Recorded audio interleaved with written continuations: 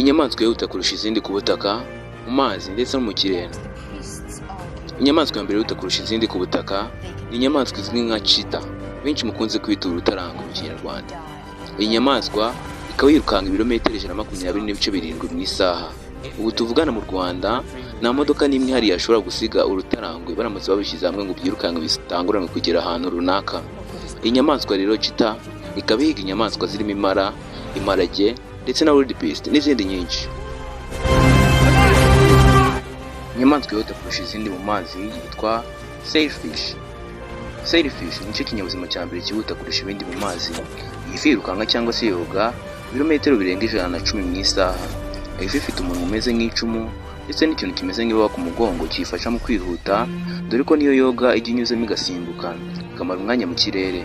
Sailfish itungwa n'amafi matoya by'umwihariko sardine ndetse n'ayandi mafi aba mu nyanja hasi.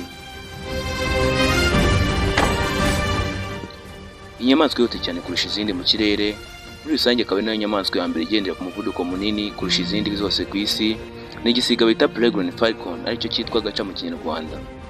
Agaca kirukanka ibirometero 386 mu isaha. Aka gaca rero kakaba kagira izindi nyamaswa zirimo nk'inyoni n'imishwi y'inkoko ndetse n'udukoko. Aka gaca rero kongera umuvuduko cyane iyo kava mu kirere mu bushorishori kerekeza ku butaka gufata umuhigo wako.